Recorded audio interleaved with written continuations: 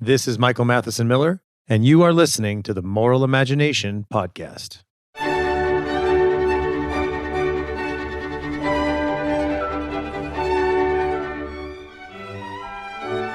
Thanks for listening to the Moral Imagination Podcast. It's been a while since I've released an episode, so I'm glad to be back. I have a number of interesting guests coming up in the next couple weeks, and I hope you'll enjoy them. I have episodes on artificial intelligence, neuroscience and free will, food and nutrition, the problem of ideological colonization in Africa. I have an episode on criminal justice reform and also on decentralization, and some episodes on thought of different thinkers. Carlo Ancelotti on Augusto Del Noce, Gary Saul Morrison on Vladimir Lenin, and Brad Berzer on Robert Nisbet. I also have Luke Burgess on René Girard. He's got a new book coming out, so we'll be talking about that as well. I also have a website for the podcast now. I put all the show notes and resources, link to the books, and a lot of things we discuss. So I hope it'll be a useful tool for you. The site is themoralimagination.com. So go and take a look, and I'll be adding more features in the next weeks and coming months. You can also find me on Twitter at @MMathesonMiller and on Instagram at Michael Matheson Miller. So please, if you like the podcast, share with your family and your friends and your social networks. I'm also grateful to all of you who've listened and shared the podcast, and thanks especially to those of you who've taken the time to rate the podcast and write a review. If you do like the podcast and you've not done a rating, please go give it a rating. If you have time, write a review. It helps grow the audience and spread the word. The podcast is available on Apple Podcasts, Spotify, YouTube, Google Podcast, Android, Libsyn, and at themoralimagination.com. So my guest today is Glen Weyl. Glen is a political economist and social technologist at the Office of the Chief Technology Officer at Microsoft. Outside of Microsoft, he's the founder of Radical XChange. He's also the author of many popular and scholarly articles and the co-author with Eric Posner of a book called Radical Markets. Glen has an undergraduate degree from Princeton and also an MA and PhD in political economy, also from Princeton. So you can find Glen on Twitter at Glen Weyl, that's GlenWeyl, at Glen Weyl, and also at radicalexchange.org. And again, I have links to all that at themoralimagination.com. So very happy to have Glen on the podcast. Glen, thank you very much for taking time to speak with me. Honored to be here. So today I'd like to talk to you about a couple things. One, China and artificial intelligence. I know you've been writing on that and thinking about this. And also the problem of what you call a social ideology around a certain suite of technologies. Second, I'd like to talk about an essay that you wrote called Why I Am Not a Technocrat.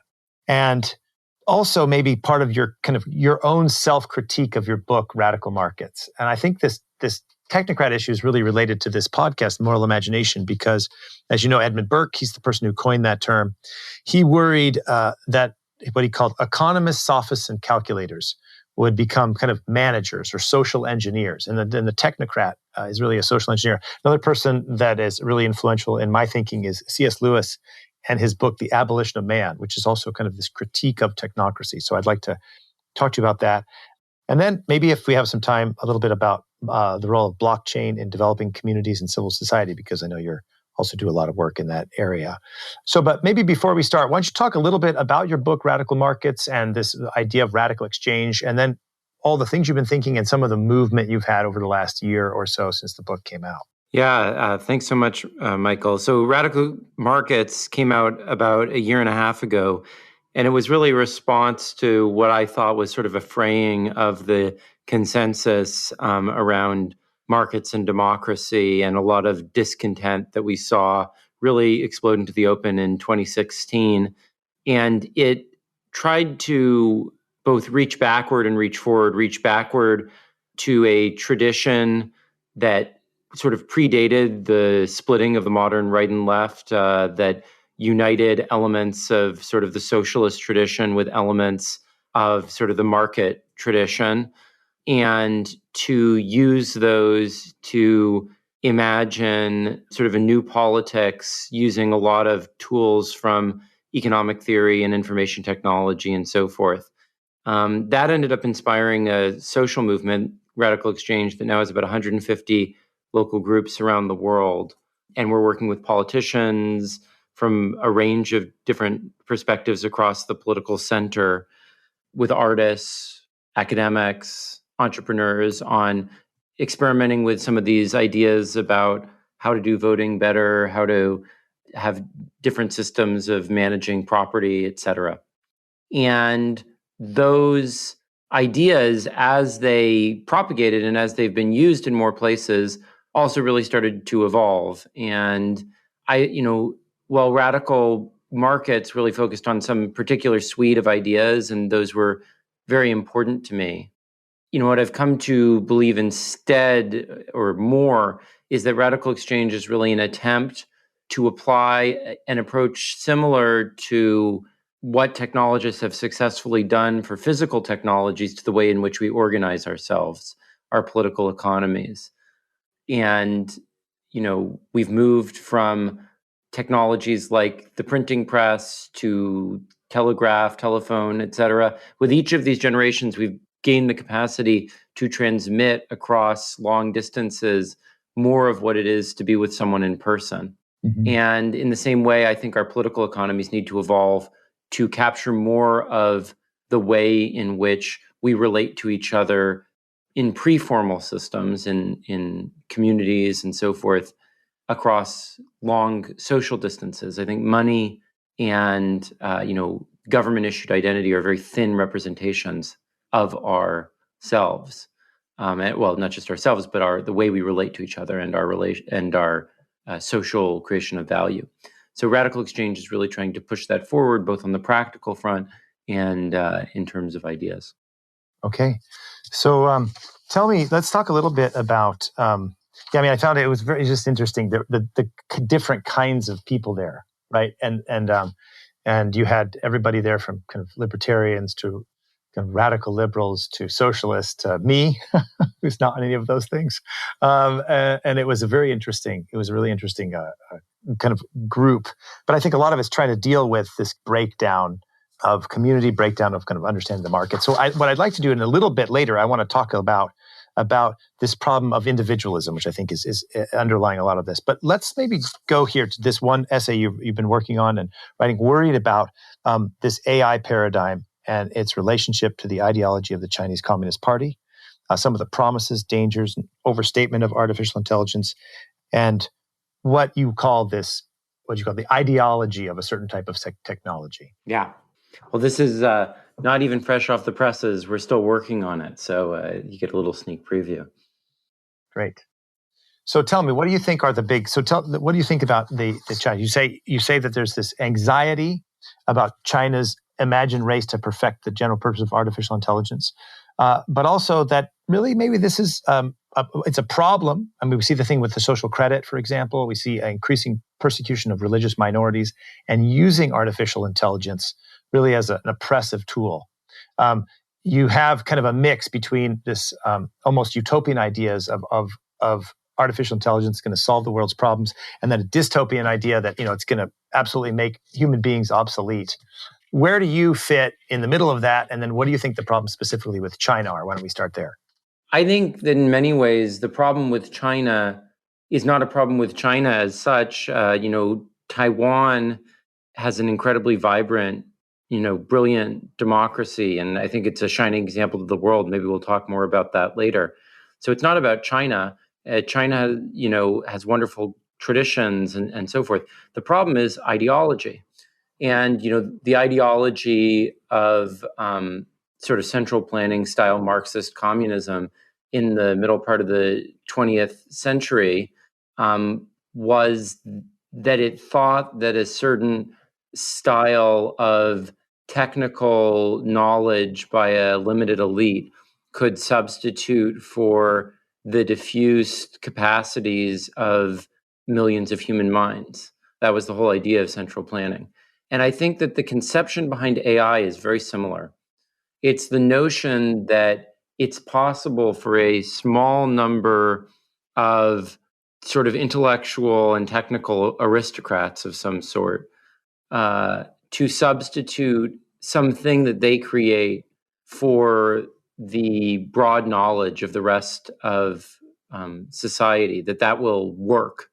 And that's the most effective and promising direction for the future of technology. There was a time in the 1930s when it was sort of widely assumed that totalitarianism and, extreme concentration of decision-making was the only way to be productive, and that the West was doomed to, or the United States was doomed to lose out to Russia or Germany. The whole 5-year industrial plans and all Yeah, that kind exactly. And even many people who morally favored a liberal democratic model felt that it just couldn't compete with these other ones. And I think the attitude around AI is very, very similar. It's based on an assumption that the only productive way for technology to develop is replacing human beings. So that, I think, is a huge mistake. I think it leaves behind most of the computational capacity that's out there in the world. And I think it totally wastes the computers that we do have, which would be best used facilitating human collaboration and cooperation rather than trying to start afresh and forget about everything that's available from human beings. And so I really think the whole framing of things in terms of a race for AI is based really on just a misunderstanding of technological possibilities and really an ideology that is itself fueling the Chinese authoritarianism. So I have 2 questions from that. One, I'd like you to maybe go in and explain a little bit more about what you mean, like the different kinds of technology, right? So you're saying that, look, all this focuses on AI, but actually there's a whole host of other technologies that are very important that we've seen develop that are kind of almost being ignored. I think that's one part I'd like to talk about. And second of all, do you think before that, do you think it's that ideology of AI is fueling, say, Chinese authoritarianism, or do you think those are complementary ideas, right? So you already have the existing communist authoritarian kind of social engineering plans, and that AI, although it develops separately, kind of fits together nicely as a puzzle piece with it. It seems like they're mutually reinforcing to one another. Yeah. So first on your first question. So if you actually look at most of the history of computer technology, very little of it is actually about AI or even computation in the simplest sense. Most of it is actually about facilitating communication. If you think about the things that have really revolutionized people's lives, they've been the personal computer, the mobile devices, the internet. All these are ways of facilitating humans coordinating with each other. They're not automated systems. They're tools for collaboration. And so this is not a new theme. This is actually a very old one. Douglas Engelbart, who invented the graphical user interface and the mouse and so forth, believed that the artificial intelligence advocates were fooling themselves and that the greatest use of technology was for collaboration. And for 40, 50 years, that paradigm really ruled a lot of the direction that technology was going in.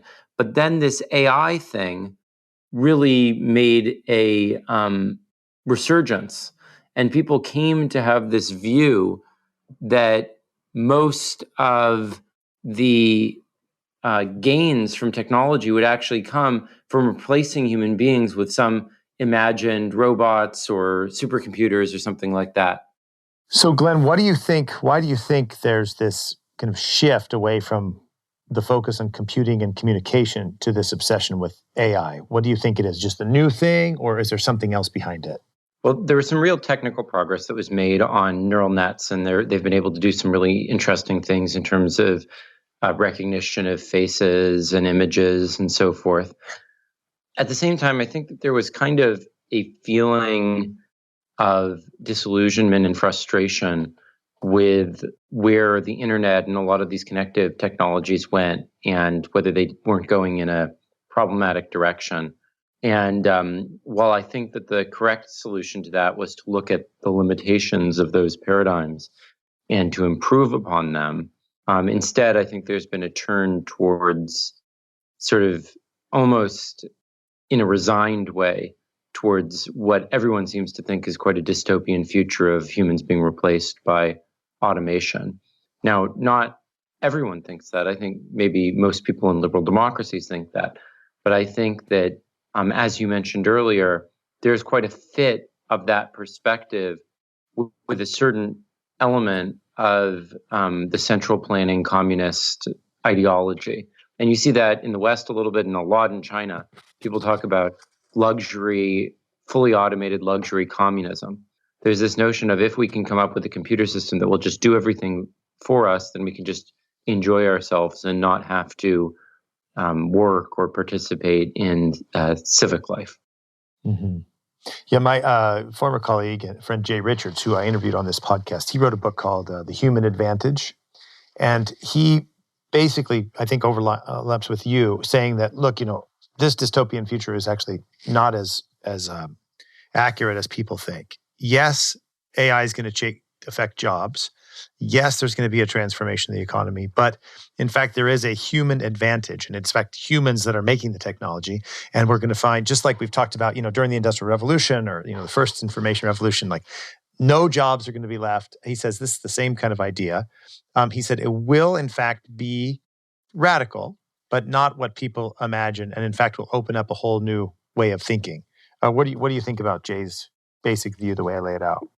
Well, I'd have to understand exactly what he's saying. I think my point is less that AI is going to sort of eliminate certain jobs and then people will find other things to do, and more that the most effective approaches to technology, and even the technologies that are usually labeled AI, are ones that actively engage human beings. So, for example, right now, the way that AIs are usually trained is there's a ton of data floating around the internet or collected by Google, Facebook, et cetera, that is then used to train artificial intelligence systems using statistical techniques and so forth. An alternative is, rather than just sopping up whatever data you get, you can have people actually looking at the mistakes that the machines are making and then constructing or curating data to specifically correct the flaws in the machine's classifications. Mm-hmm. I actually think that there's a lot more promise in that approach. I think it'll be much more effective. It'll be much less computationally intensive, much less wasteful. And even in the pure data sop-up approach, improving the quality of data by having people be aware that they're being fed into certain things and not just lying or cheating and taking advantage of the system, but actually being acknowledged and getting rewarded for making positive contributions, will be much more effective than treating people as if they're completely passive, there to just be observed and served, but not to treat them as agents participating. So I think the best ways for us to get technology to work is by engaging humans. Right. So what would be an example of, say, a positive contribution, right? I mean, and this, I think, echoes your colleague, Jaron Lanier's critique of, social media and this kind of behavior modification, right? I mean, it seems like you're echoing that. What are some examples of positive contribution instead of just kind of passive data collection? Well, for example, right now, a lot of translation work on the internet is based, automated translation work is based on conversations that people who are multilingual have on the internet. If people were actually aware that that was going on, then they could be asked to translate particularly difficult phrases that the computer was struggling with, or they could be asked to enter new slang that they were using and work on the translations for it. I mean, if you actually, rather than just assuming that you have to wait for someone to just passively put something out, make people aware that they're productive agents, people are capable of making great contributions. They always have been. Mm-hmm. And this, in a sense, goes to this kind of theme of technocracy, doesn't it? I mean, in a sense that, and this is a question. So maybe it's not. Maybe what I'm thinking is not right here, but that somehow the designers of this, right? Because these are human beings, right? Sometimes we talk about artificial intelligence as if it's its thing, separate from itself. The people who are designing it somehow haven't been able to see that insight that you're saying, that no, in fact, if instead of just waiting and kind of quietly and sometimes often secretly and manipulating, collecting data, it was an active exchange of data. This could actually make a computer technology and artificial intelligence develop in a better way and more quickly. But there seems to be some kind of intellectual framework or mental model, ideology behind that that prevents people from saying that. And that seems to maybe align with your critique of technocracy. Is that right? Yeah, so absolutely. I think there are two very deep but somewhat distinct thoughts in what you said. One is that the ideology of AI is all about hiding the human role in creating it, even the role of the technologists who created it. It's thought, oh no, the computer just did it, right? Mm-hmm. So that both hides the technologists behind it even, but certainly anyone other than the technologists. Like, when you think of AIs, you think either, well, the computer's just doing it, or maybe, oh, there's this brilliant Mark Zuckerberg type guy doing it, Mm-hmm. That's the agency you imagine sitting behind it. So that ideology has led both in terms of the mental models of the people creating the technology, but also just in terms of what they need to do in order to sell that story to the public. So if you want to be selling someone artificial intelligence, you don't want to be having some giant labor force, because then people are like, well, oh, it's not really artificial intelligence, it's not really as cool as I thought it was. Mm-hmm. So it sort of boxed people into this ultra labor light model, both in terms of their own mental frames and in terms of the way they portrayed the world. At the same time, as you point out, there is nothing that's created without human work. It's just meaningless to think of this stuff as not being created by humans. So the reality is, when you say AI, what you actually mean is that all the design authority and all the agency in setting up the systems is allocated to a small, technical elite that's thought to be the ones who have the right to plan everything for everybody else. Mm-hmm. So that's the reality of what it means, even if that's not the imaginary that this group has to sell itself in order to be consistent with not thinking that they're just tyrants. Mm-hmm. I mean, one of my worries too, I think you and I maybe talked about this briefly, is that this goes back to this point of Aristotle and phronesis, right? So Aristotle says that there's a difference between kind of being able to do geometry and having wisdom. And one of the things that makes me nervous, besides just the general kind of the fact that it's a very small group, that it's not just a small group, which is a problem in itself, but that it's a certain kind of people, right, who maybe have a very limited understanding of the world, or a very homogenous understanding of the world. And so, say you take me, for example, I would be called kind of a classical, well, obviously I'm a Catholic. I also have kind of a classical philosophical approach to life. I take seriously the importance of embodied persons, what it means to be an embodied person, that we're ensouled organisms, that we're in the world, and this idea of experience, of history and tradition. These are all very important to me. And while maybe I'm not the majority of everybody, there are a lot of people like me. And I would say, and maybe I'm wrong here, so this is both a statement and a question. A lot of the people who are building the technologies, I would argue, have a very constricted view of the world. They have a limited kind of reductionist view of the world that doesn't take seriously some of these kind of broader, deeper questions of meaning. It's very utilitarian and reductionist in its rationality. Do you think that's right? Am I missing something? Am I too dystopic? What do you think? Well, I think you're right that is a big part of their view. In terms of my critique, I think my concern would really run into any group with a limited view. I mean, for example, suppose that instead of these folks, we had Catholic hierarchy in charge. I think we've seen that in history, actually. I mean, we have quite a good documentation of what that's like, and there were a number of limitations to that, right? Yeah, sure, absolutely. I mean, this is a problem. This is, I think, the other thing. This is a little bit off topic, but I mean, this is something that I talk about is when you politicize religion. I mean, Joseph Ratzinger, Benedict XVI says, when you politicize religion, the result is unbelief, and what it ends up doing is kind of turning religion into an ideology instead of kind of a philosophical reverence for being. So I think you're right. So I mean, it's like, so yeah, it's that's why I'm glad you pointed that out, because let me just clarify. It's not simply that they have a different view than I do. Yeah, that's why I said just the fact that it's a small group of kind of homogenous people. I mean, I also think it's just a problem. Yeah, that's the issue. I mean, the thing is that I think the problems of technocracy, even though the biggest threat of technocracy today is the rationalistic, positivistic one that you describe, I don't think that the fundamental principle behind it, the fundamental principle behind the problem, is actually that different from the principle behind what was wrong with, Catholic rule during the Middle Ages and so forth. I think it's actually, all these groups that are only accountable to the values of a narrow set of people that leave out the perspectives of the rest of the world, I think suffer from pathologies of corruption, pathologies of neglect of very important information sources, et cetera. I think that your and reaction, concentration which of is power, understandable, and concentration of power, which is, I think, exactly. a very serious problem. Yeah.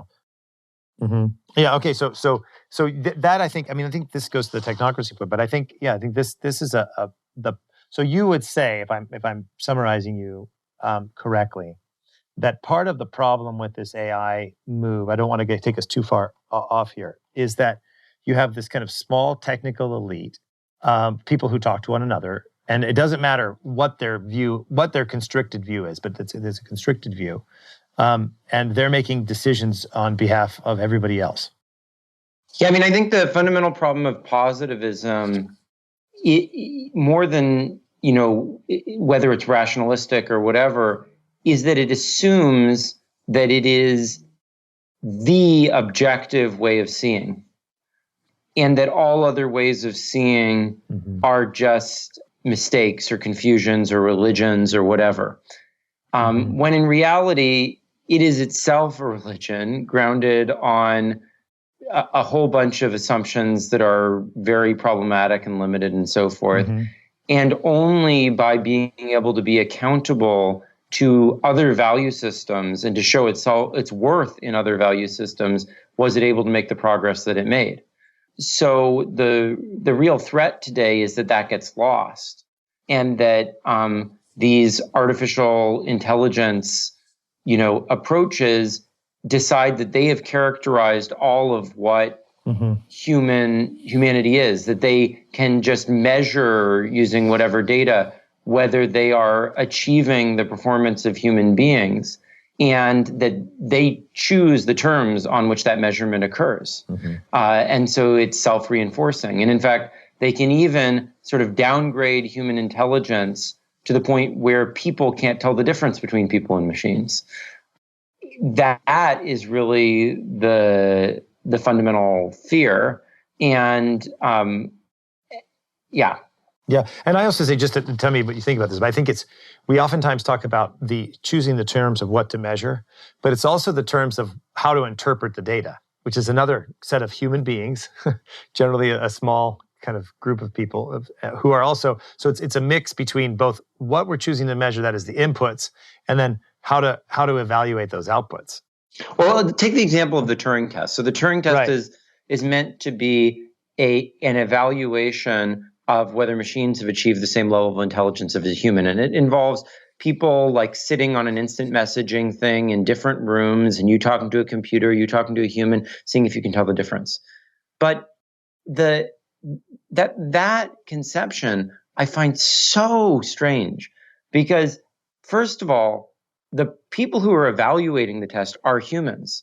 So you can't actually first of all, you've already assumed that humans are the judge by putting them in that position. Second, there is no observable difference in that test between humans forgetting the difference between human and machines and the machine getting better, right? So if humans get stupid, or if humans get tricked into thinking that their humanity is something different than it is, that wins the test as well for the computer, right?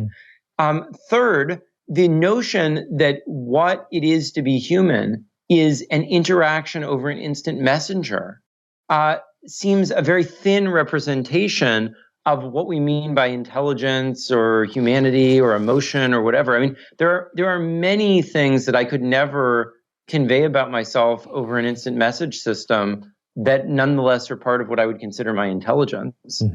And fourth, the transposability of two elements of a system, the system of human cooperation, is not equivalent. The fact that you could substitute a human here for a machine there is not equivalent to saying that a machine has achieve the intelligence of humanity. Humanity is not intelligent individually for the most part. In fact, if you take a human newborn and throw them out into the wilderness, if by some miracle they survive, I don't think they grow up being any more intelligent than many other animals. It's in groups that humans are intelligent. So the notion of saying there is one human that's with one machine in this abstracted context that's equivalent, and that would constitute replacement of humanity, I think it just completely misunderstands almost everything about what it is to be human. No, I mean, I agree. I agree with you. I think the other thing is related to what you're saying. It's a very thin, kind of limited aspect of what it means to be a human being, but it's also a very thin, limited aspect of what reason is, right? I mean, that reason is kind of limited to computation, for example, or one type of discursive reasoning. But there's many kinds of knowing. There's empathetic knowing, right? There's what's in the traditions called connatural knowing. That, for example, and this is Dionysius the Areopagite and St. Thomas Aquinas, and a very interesting 20th century psychiatrist named Carl Stern kind of develops this, that I can know something about you, Glenn. I can intuit something from our discussion about you, especially if I'm in person with you, right? Because in one sense, I share the same nature with you, right? I have a connatural knowing. I have an ability to see things, to intuit, to have empathy, to understand you in a way that's very rational, as it were, right? But it's not necessarily a computative discursive reasoning. So I think it's also a very limited notion of what human rationality is. And it ignores, I think, also the organic, that is, that you talk about, we hear this language about, I felt it in my gut, right? I intuited it, right? That there's a something about the fact that we are embodied persons that's also, that's constitutive of our rationality, that I also think is ignored in this kind of limited notion. So it's not just a thin view of the person. I would also argue it's a thin view of rationality. What do you think? Yeah, I would agree with that. And I think another element that I think is super important is that we have to judge intelligence always relative to a system. Right now, the way artificial intelligence, or the way that the Turing test describes things, is comparing a human to a machine, as if these were sort of separated atoms that we could just, measure the height of or something like that. But the truth is that intelligence is a relational object. It's something that exists in a context. Me today thrown into Rome would probably not be very intelligent. And a Roman thrown into today would not be very intelligent. People are intelligent in relationship to the context in which they exist, and in terms of what they add in that context. And so the most intelligent machine is the one which maybe is very different from a human, because it is complementary to humans. In the same way that the most intelligent human is the one that is most complementary to the other humans that currently exist. So it's a very weirdly atomized, separated notion of intelligence that tries to deliberately isolate all other factors in the system, rather than to say intelligence is precisely defined with regard to those other elements in the system. So where do you think this kind of ideology comes from? Like, I want to move a little bit into the technocracy issue, but where does this ideology come from? Why? I mean, here we are having this conversation, right? And you and I, we're quite different, right? We have different views of the world and different life experiences. And yet, I mean, it seems that this is kind of obvious, right? And so even though maybe we could have a series of podcasts where, 8 out of 10 could be disagreements about different elements, nevertheless, we're both kind of seeing like it's almost obvious that this is a highly constricted reductionist view. And yet it's prevalent. And these are very intelligent, capable people who have these ideas. Why do you think this idea is prevalent? And why do you think maybe you and I are on the outs of that, even though we don't maybe share a lot of other views? We see this kind of, it's almost like it's obvious. What do you think? What's behind it? I think that there's a fundamental problem that human language is formalistic in character in a certain way. And it makes easier to express certain very formalistic ideas. So even though the view of the world, this sort of ultra enlightenment, rationalistic view of the world, which has this very atomized view of the individual, and we'll talk maybe more about that later, is kind of laughable and doesn't really emotionally jar with anyone's intuition. It is somewhat harder to formalize or to formally express other views than this one. And therefore, I think that the more that you go into the act of trying to formalize, which is important, it's what allows us to build technologies, the more that you're tempted to think that that formalism that you've constructed captures everything or is a complete way of knowing rather than merely being an important contribution or important aspect. So there's sort of a way in which the people who construct our formal systems upon which we rely are naturally biased towards a way of imagining us that puts them in a glorified position or puts their way of knowing at the center of everything. And because we rely on those people to build certain systems for them, it kind of comes to pervade the culture. Mm-hmm. No, I think that's well said.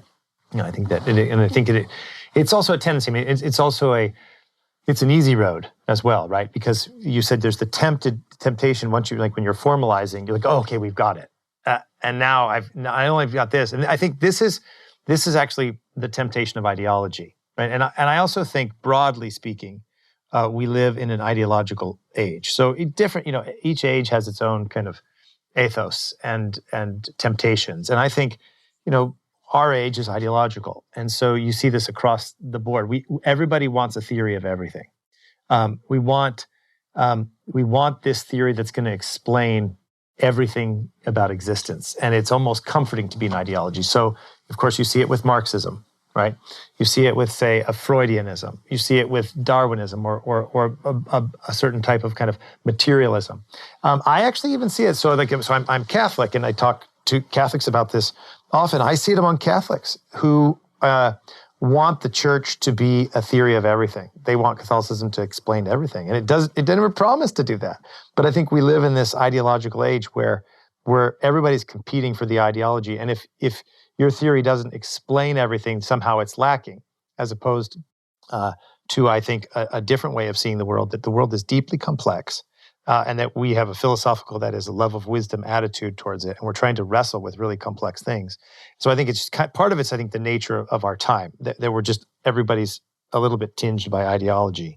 One of my favorite thinkers, who you probably have not encountered that much, but comes at things from a similar, very different perspective, but reaching similar conclusions, is a guy named Aníbal Quijano. He's a post-colonial scholar he recently died in Peru. And he has this idea that sort of rationality and modernity have what he would call a colonial attitude, where basically they think that there is the whole, objective reality, whatever, and then there is the individual, and everything is about the relationship between the individual and the whole. Whereas most of the traditions of indigenous people or religious traditions, sort of on the one hand have some view of everything, but on the other hand sort of are always aware that that is only one way of knowing, and that there are many other ways of knowing, and that it's precisely in that pluralism and tension across these different ways of knowing that we sort of make progress. And that, I think, is a very important aspect that is left out by many of these positivistic traditions. Mm-hmm. Yeah, that's very interesting. I'm not familiar with him, so I'll have to look him up. So I think that actually leads maybe in a nice segue to this one of your essays, when it says taking the social seriously, which I think is you're working on, right? So you sent me a draft of that, if I'm not mistaken, but it's related to kind of your own critique of your book. And I want to mention, I think one of the things when we met at the end of last year, I was impressed by just your breadth of reading and insight. But one of the things I really kind of like about you, admire about you, is very few people write long critiques of their own books. Right? They say, here's 5 problems with this book, and it turns out it's your own book. And I think this is something about you that I think is really just great. I think a good model for all of us, because we're afraid to make mistakes. But when you're dealing with the complexity of reality, we are going to make mistakes. We're going to get things wrong. And so I find that to be inspiring that you're willing to do that. But enough of the praise. Let's go into your this essay that you're working on, where you say that one of the problems with maybe your book, Radical Markets, and with a lot of what's going on in the way we're thinking about political economy and society, is you say that there's a particular branch of enlightenment that you'll call atomistic liberalism and objectivist naive epistemology, right? Would you put into the words alone, right? That there's a problem with atomistic liberalism. Maybe could you talk about that a little bit? What you think that is? Describe it, and let's maybe have a discussion there, because I think this echoes Burke, and it also echoes a thinker that both of us like, which is Alexis de Tocqueville, who's really worried about individualism. Yeah. So the way I think about the alone model is that it's particularly prevalent in economics, also in artificial intelligence. The foundations of artificial intelligence are really built on this. And it is, but it really comes out of the Enlightenment, and it's one in which there's sort of a notion of the whole, the totality. That could be God, it could be the state, it could be the social planner as a construct often used in economics, et cetera. So there's some representation of everything. Objective reality is another one. And then there is the individual. And everything interesting is thought to be about the relationship between the isolated individual, and every individual is sort of like equally spaced from each other, and the totality. So that's what, the idea of the market is all about in economics. But in the same sense, that's also what like central planning is about. The center plans everything, right? It's pervasive on both the left and the right. And in fact, the whole left-right debate is sort of in standard, economic terms, is constituted precisely of the natural debate once you've accepted this paradigm. And the thing that I find so paradoxical about this paradigm, especially within economics, is that even though there's this like the whole and the individual, that model is not just used to describe like the world and the individual. It's used to describe the city and the individual. It's used to describe the family and the individual. Mm-hmm. It's used to describe Google and the individual. It's used to describe the, national government and the companies within the national government. So there's 1,000 different levels of things that same model is used to describe. And yet within each of those models, there is no provision made for the notion that there are more levels of collectivity in between the totality and the individual. It's such an obvious internal contradiction, because if one really believed that there was only one such thing, then how could you possibly have this model describing more than one thing? You would only have one model. Yeah, and I think I like your analysis of it. I think it's a problem that you see. I'm thinking about it in a little bit of a different light. But in one sense, as you were speaking earlier, I was thinking of, in a sense, we're all kind of Rousseauian, right? In that for Rousseau, you have this individual, and all the attachments, family, religion, regional attachments, language, are all obstacles to human emancipation. And man finds himself fully realized in the state. And obviously, Rousseau is very complex, so this is a very simple. But nevertheless, there's this individual and then a whole. And the ways that human beings actually relate to each other and the way that we flourish is, in fact, in layers upon layers, or communities of communities. And what's interesting to me is Tocqueville's concerns, right? Tocqueville worried that individualism, and this, by the way, I think is really important for the left and the right, but maybe even more for the right, that a lot of times you'll hear people on the right talking about individualism is really good. But Tocqueville worried that individualism leads to centralization, and that the centralized state wants, in fact, individualism. The centralized state wants individualism because it serves the state. So Tocqueville has this line, that maybe is paraphrased, but that the tyrant doesn't care whether you love him or not, as long as you don't love one another. And so it's an interesting phenomena that we're in, that you have this, again, individual and whole, and that's all there is in the middle. And I think it misses the way that most people actually live and flourish. Yeah, I've actually come to change the way I use the term individualism very recently. I just tweeted about this. Georg, do you know Georg Simmel, Michael? A little bit, yep. I'm familiar with him, but he's someone I really, really like, and he probably, other than Tocqueville, is one of the people who's most influenced me in the last year.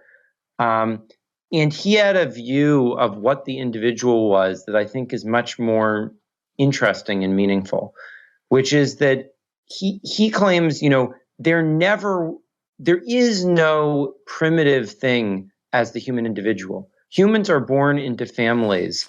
And, in quote, in the state of nature, if there ever was such a thing, are quickly become part of a tribe, right? Right. So really what the alternative to the individual, to the modern individual is not this like liberated thing that's primitively out there to be had, but rather the member of the tribe. So what really happens with modernity is not stripping away these connections, but rather layering more on top of them. So in cities, people come to be part of complex sets of social relationships, where, once, in tribal history, the tribe would be where you work, it would be where you live, it would be where you marry, etc. In modern society, there come to be many different groups to which you are attached. And it is precisely that growth of social complexity that makes the emergence of the individual possible, what he calls individuation. So the view that I've come to is that atomism really shouldn't even be viewed as individualism. It really is just totalitarianism, because there is the only thing that you can possibly get by stripping away from the individual all of their connections is a void, which is filled by whatever the substrate on which they exist is, which is some central state or imaginary or something like this. And that the only way to actually have individuals is by complex, rich, and deep heterogeneity of social connections. And so I've actually come to peace with the notion of imagining myself as an individualist conceived in this other way, because I actually think it's social richness and complexity that are sort of just mirrored in the possibility of the individual existing. Yeah, I think that's an interesting way to put it. I mean, again, part of what we're defining, like what it means. I mean, I think you see, for example, so out of the kind of Jewish and Christian tradition, right, broadly, there's this sense that the human beings are persons, right? So rather than thinking of it as individuals, each human being is a person and an individual subject. But each person, but contrary to the state of nature, which I would argue is just a myth, the human being is born into a web of complex relationships: family, extended family, neighborhood, tribe, however you want to articulate it. Whether it's an ancient society or a very modern one, we're still born into this web of complex relationships. And there's a philosopher I like, passed away now, named Norris Clark. He was a Jesuit, Father Norris Clark, and he defined the person as substance in relationship. That we are individual substances, we're subjects. So again, in theological language, which I'll use for a minute, Each of us is a subject willed by God for his or her own sake. So we're not simply a means to an end. We're not a means to an end for the parents, for the state, for the tribe, for the collective, right? And yet we are part of this. And this, I think, is where there's this kind of tension that the tradition has thought out, that the Jewish and Christian traditions have thought out of what it means to be an individual. And I think it does align a little bit with what you're saying, or maybe quite a bit, where you become an individual not by being an atomistic, liberated unit, but you become a fully flourishing person who's a subject, and your dignity as a subject is not just because you don't get that from your tribe alone or from the state alone. You actually get it because of who you are as a personal subject. But it's in that relationship that you flourish as a person. And I think this seems to be, to me, underlying question. I mean, this is something I think about a lot, but it seems to me the underlying problem with the ideology of technocracy, the ideology of related ideology of artificial intelligence, is really an anthropological problem. Like, what does it actually mean to be a person? And are persons simply cogs in the machine of the state or the technocracy or whatever it is for the good of the collective? Or are human beings subjects willed for their own sake? There was an interesting comment that someone made to me yesterday that really brought this home to me, which is someone said, people who grow up in New York City compared to people who grow up in the suburbs have this sense of just sort of a little bit navigating things for themselves. In the suburbs, usually, your parents have to curate, your rides to things and so forth. Whereas in New York City, people just ride the subway, right? Mm-hmm. And there's this sense of freedom that comes with the subway. But think about that.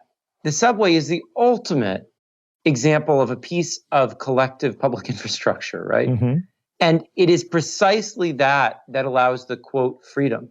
Mm-hmm. So that's a perfect proof that there is no such thing as freedom as separateness.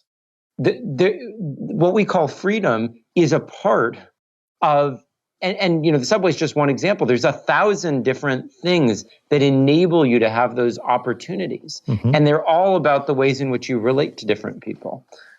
And I think we should really think of collectives in exactly the terms you were describing the individual, which is that I think that groups are also corporate subjects. The group has a purpose and a meaning in itself, and it is defined by its relationship to those other things. Now, that doesn't mean that I necessarily think all the same rights and so forth, but I think both the individual and the groups exist in this sort of dual relationship to each other, where they're both something, and that something is derived in an emergent way from the other things that they're related to and emerge from. Mm-hmm. Yeah, so I wrote a blog at the Acton Institute, just a little, thinking about this, kind of relates to this. It's called the Ignoring the Invisible. And I think it relates a little bit to what you were saying, is that there's complexity all around us, right? We tend, and I think this goes back to something you were talking about earlier. There's these layers of things and experience, and we've kind of isolated a couple of them, and I like the way you articulated, is that you need this to create something formal, like a formal technology, and then that ends up becoming actually the definition of reality itself. But we at Acton, we did this little project called The Wonder of Coffee, and it was what it takes to get one little cup of espresso, right? And the layers of complexity that you need just to get something very simple. And it's not just technical; it's all the human interaction, I think, is something that we need to pay attention to. And then Roger Scruton, who just recently died, he has this comment kind of critiquing this idea of freedom, of like the Marxian concept of freedom, of kind of this individual. You're just going to be like freedom in a communist society. Man is not chained, but free to engage and hunt. The famous Marxian quote, right? Hunting in the morning, fishing in the afternoon, tending cattle in the evening, etc. And as Scruton writes, where are you going to get the books and the fishing rod and the guns, and who organizes the pack of hounds, and who maintains the coverts and the waterways, and disposes of the milk and the calves, who publishes the lit crit, right? Where do all these things come from? And I think part of our challenge, say, in modernity, and maybe it relates to AI, maybe we're a little off the topic here, is that to, in a sense, recover what it means to be embedded individuals in very complex society, and somehow increase our imagination to be able to see the invisible a little bit more and not reduce our experience to only that thing that we can formally articulate. What do you think? Well, I think there are two very interesting things about what you said. One is that, Martha Nussbaum, who's a thinker I admire very much, is more of an atomized individualist than I am. And she gives the example of, what justifies that individualism. And she says, food that enters my body does not enter your body. Mm-hmm. No two people have exactly the same physical course through life. Right. And that's true. And a very tiny fraction of what's actually going on. Because you think about food, like what fraction of the value that we derive from food is like the literal calories that can only go into one body versus another, versus how much is the preparation, the distribution, the, serving of a meal together, the things on which it is served. All of those things have, to differing in very complex extents, sharedness to them. Mm-hmm. And so the fact that there is some minuscule element of the set of all things that give us value that literally has the property that it's either me or you or the other person is a very thin thing to build a whole philosophy upon. Mm-hmm. And I think it sees something that's true. Yeah. I mean, like, I think, sorry, it sees something that's true. We are, like, this is where I go back to this point. Like, we're subjects. We don't exist for the state. We don't exist for the collective, right? But we're not radical individuals or atomistic or however you want to articulate it. And in fact, and if you want to use your language, that we don't fully become individual until we're part of something, right? I mean, this goes to the whole idea from Aristotle to Aquinas that man has a social nature. All right, and this is where he lives in relationship with one another. And I think you're right to like take one experience of our individuality. To reduce it to that is not sufficient. But I don't know if I think I'm a guess, and you know Nussbaum better than I don't really know her work very much. But it seems to me is she trying to defend the individual? And if so, I don't think you need that to defend the individual. Well, she's trying to defend some notion of sort of what she would call moral individualism, mm-hmm. Which I just think, if all one has to do to defend something is to say that there's some element of value which has the property that it is one individual or another, I could just as easily defend collectivism, because there's clearly, if the planet boils, then we're all dead, so then we're all just one organism. Or, nationalism, because, if China invade, there are always aspects of life in which a whole range of different things are, quote, all in it together. It wouldn't be appropriate to use that to say that the only or the essential thing is whatever that particular mm-hmm. collectivity is. Right. And in the same way, the fact that there are some values, a very limited set, but there are some values that are consumed literally as an individual, should not mean that the source of value or the only site of value is that individual. Mm-hmm. Well, that's right. So I don't want to take I've taken a lot of your time and I appreciate it. And we've had some technical difficulties today, to be sure. But let's go to this just a little bit more at the end to talk about your essay, Why I'm Not a Technocrat. And there's a couple things that stood out to me. One is I like the way you define it. Also, you talked about James Scott, and I like James Scott very much. I think actually, Michael, that reminds me of something I was just going to say, follow up on what you're saying, which is that this invisible point, I really liked how you put it. And this relates to James Scott very much. Because what you said is quite similar to something called iPencil, which is a mm-hmm. Very, I'm sure you're aware of it. Sure, Leonard Reed, yeah. Sort of a libertarianish essay about the invisible things, but wants to reduce everything to individuals. And what I think is so interesting about the way you put it, and also this is a parallel to James Scott, is that you're pointing out that the hidden things are not just, quote, the market. The hidden things are all sorts of social structure of all kinds, including elements of market and other forms of social relation and different structurings of markets and so forth. And so I think we absolutely have to remember all those hidden and unformalized things, and at the same time not imagine that the only thing like that is, quote, the market or the atomized, individualistic process. No, I totally agree. And then I think, and just quickly, I mean, this is something that we developed in the film Poverty Inc., is that there's layers of invisibility that underlie the market, right? So you keep going deeper, but clear title to land, right? Just access to justice in the courts. Wait, access to justice in the courts, that means we need to think about, what do we mean by justice? What do we mean by access? I mean, there's just so many social layers that are going on. And I mean, or the example of the subway, the market in New York City that makes it a liquid place to live would not exist without the subway. Without the subway, it would be a very different city where there wouldn't be these large swaths of neighborhoods that are basically considered more or less equally good places that are equally competitive with each other, right?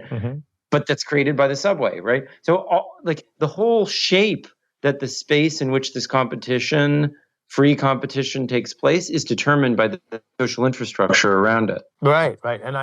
And just like I sometimes will tell my children, we pay attention to what's happening. It's this is the theme of the invisible. That there's something wonderful about the ordinary. Now, of course, and I say this at the end of this little essay, is that if you tried to pay attention to all of it, you'd go insane. I mean, you can't see it all, right? We have to, in a sense, rely on the invisible. But the fact that you can walk into a store and you don't have to carry guns everywhere you go and watch everything, because there's security set up, there's order, there's social organization, there's communities of trust. A number of people have written on the issue of trust. All of these kind of invisible things that are going on, and I think again we can't pay attention to them all the time. But if we completely forget them, then we live in, I think, a world, I'm not sure how to articulate it best. You'll probably have a better way to say it, but a world that becomes disconnected from reality. It's like we live in our own formal box that we've created, that relies upon all of these things, but doesn't see it. But doesn't see it. Almost kind of like pushes. We're standing upon this mountain or this stool, however you want to talk about it, and our formal description of it hollows out the stool and knocks it out. And I think was Burke's critique of many Enlightenment thinkers as well. Well, I think, the way I approach that is that you need your formalisms, but you need a certain degree of spirituality or mysticism that keeps you open, not just to the fact that there are those other things out there, but that even your best attempts to conceptualize them will miss things. And that you have to be open to surprise. You have to be open to wonder that someone may come along with a formalism that suddenly makes you aware of something you weren't aware of, and that you should anticipate that will happen, even if you can't anticipate how it will happen. Right, and I think that's very Burke. I mean, Plato says, the beginning of philosophy is wonder. Philosophy begins with wonder, and I think that, in a sense, this kind of openness, reverence before being. But I think this was, a deeply Burkean insight. This is his critique of the. Not that the Enlightenment was bad. I mean, he was an Enlightenment liberal thinker, right? But that it reduced reality to that experience. So just maybe before we finish, let's just talk a little bit about this, why I'm not a technocrat. And you go through a couple of things, and I do like James Scott. I think he's a very interesting thinker. His book, Seeing Like a State, is excellent. And in fact, I just was in Brazil for the Acton Institute. I was there, and I filmed in Brasilia, inspired a little bit by James Scott and his critiques of Brasilia, which come from other critiques as well. But the idea of, so just to quickly summarize this, in one of your essays, you talk about James Scott and his kind of critique of Brasilia. And Brasilia is an amazing place. It's high modernist, and it was really made by architects, social engineers who were communists. And the idea was to kind of have this abstract city. And so everything's very uniform. Everything's very much the same. The hotels are in one place. The people live in another place. All the offices are in the other place. If you're in the middle of the office of the kind of government center, and you need to use the restroom, now there's no place. There's no coffee shops. It's not really made for humans. I joked with my children. They forgot only one thing: that human beings were going to live there, and I think in a sense it's a real wonderful. Or wonderful is maybe not the right word, but it's a real interesting kind of instantiation of the problem of technocracy disconnected from human beings, the city of Brasilia. And I think all of James Scott's work in that Seeing Like a State really develops this problem that of really what you'll call technocracy. You want to talk about that a little bit? Well, so the idea of technocracy for me is the notion of a narrow set of people developing some sort of a formal language that through which they see everything else. And then rather than viewing that as a means to generate some insight that then has to be justified to others in their own terms, instead view that as the lens by which to organize others' lives. And the Brasilia example you gave is a very good one. Another one I think is very important. I think it's a story we do not tell nearly enough, is that of the Holodomor, which was the Ukrainian genocide. We tell much more the Holocaust, and there's reasons for that. But I think precisely the fact that the Holodomor, unlike the Holocaust, was not an intentional genocide in the sense that I do not think it was a purpose of the Russian state to wipe out a large part of the population of Ukraine in the way it was a purpose of the German state to wipe out the Jewish population. But nonetheless, it happened. And the reason that it happened was because the nature of the information systems reaching the Russian government was designed by a narrow elite, and the opportunities for organic feedback from below to reach them from people with different perspectives could only occur through the channels that were imagined by the people at the top. And that was just too slow for people to realize that people were starving to death. I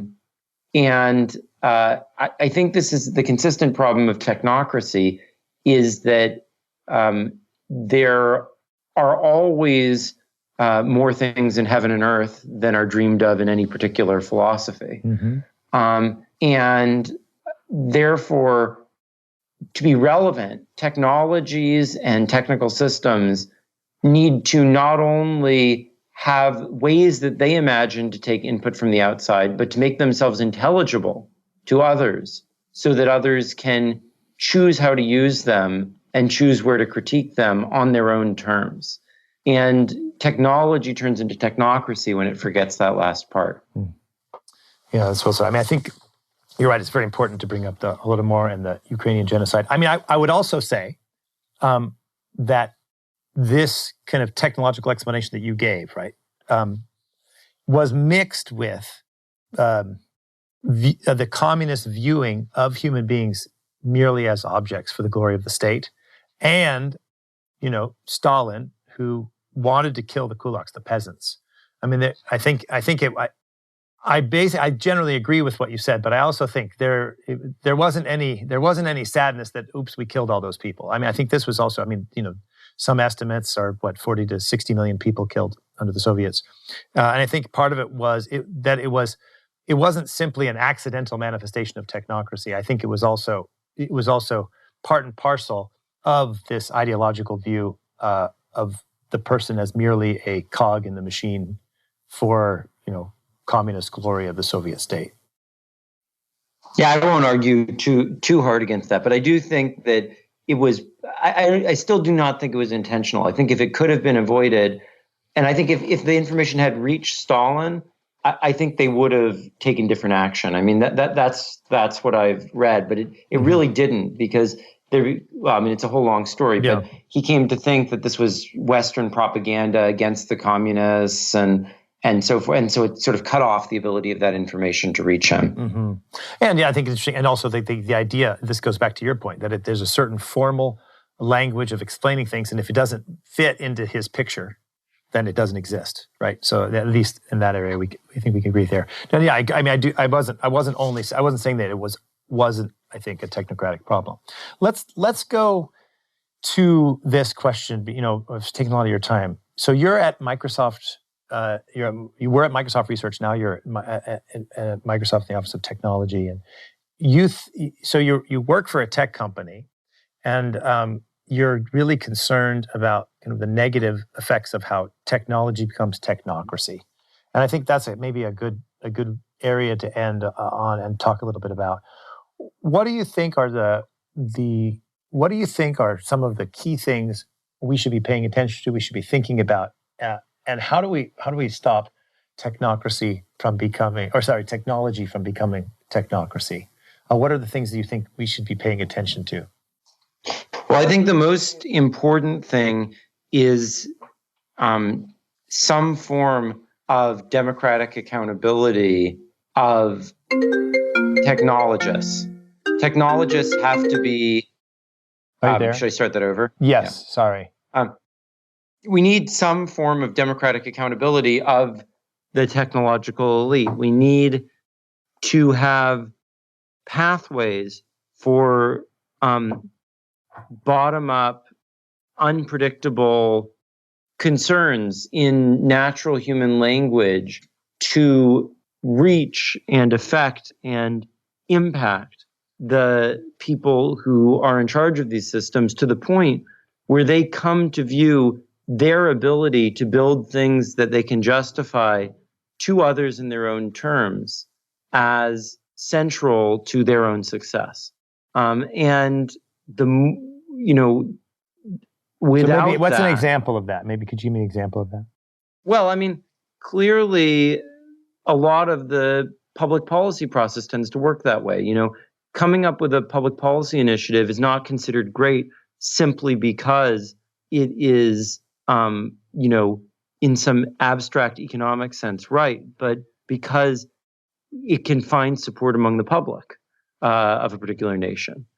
And now, exactly what publics and so forth is a very complicated question. But the reality is that the technical elites we're talking about are so narrow that almost any accountability outside of them would already be a major piece of progress. And so I think that one structure for that I'm very sympathetic to is the idea of having companies with a large amount of market power have to be democratically accountable to a variety of their stakeholders, such as workers, consumers, et cetera. Workers in the tech company's case doesn't do very much because the tech companies mostly just employ other techies. But having users on their board or having representation of them is something that I'm quite sympathetic to. But also, there's just building a culture within that technology community of imagining that you succeed to the extent that you can make manifest to others from very different backgrounds the benefits of the designs that you've created, and to the extent that they're able to use and reuse them. So software systems, programming languages have always been very much that way. Programming languages were about, you succeeded to the extent that other people were able to use your programming language in ways that you couldn't predict. AI is supposed to just do it all for you. And that's what's so dangerous about it. Very interesting. So you think like AI, maybe we're kind of circling back. We didn't finish talking about this. We had some tech issues, but you mentioned you're like there's a certain Chinese model of AI. And that the authoritarians, and I asked you this question about, do you think there's a connection between the ideology of AI and the authoritarianism of China that are complementary to each other? Or do you think the AI is driving or vice versa? What do you think about that? Well, I think that they are complementary, but complementary things have effects on each other. So I think that, the Chinese are very concerned about catching up with technology in the rest of the world. When that technology was things like the internet, the Chinese, brought the internet in, but they were then forced to make a huge investment in sort of tapping down on the potentially disruptive impact of the internet on their society. And, they managed to do that, but it put strain on it. And I think along the edges, it made it more costly for China to move in a more sort of totalitarian direction. On the other hand, with AI, precisely by centralizing data control, they're able to outcompete the West. And so that creates a very strong incentive for them to move more in a totalizing direction. So I think that I'm not a technological determinist. I don't think that just accepting this technological paradigm immediately is what's driving things. But I don't think either it's a coincidence that you've seen Xi Jinping, who's really moved China far, far back in the authoritarian, almost totalitarian direction, away from where things had been going under previous leaders. It's no surprise that that's happening at precisely the same time that AI is becoming the dominant technical paradigm, because it gives an argument to be used in favor of a more totalizing perspective, that it's actually the way to keep up with technology. Interesting. Yeah. Okay. That's a good explanation. All right, Glen, thanks a lot. I mean, we could keep going, but I know you're a busy man. I really appreciate you taking the time to join me on the podcast. Thanks for your patience with all the technological difficulties we had. And Glen, where can they find you? At Glen Weyl on Twitter is a good route. Okay, and then your website is? glenweyl.com. glenweyl.com. Glen, thank you very much for taking the time to talk to me. Thanks for a very interesting conversation. That was fun, Michael.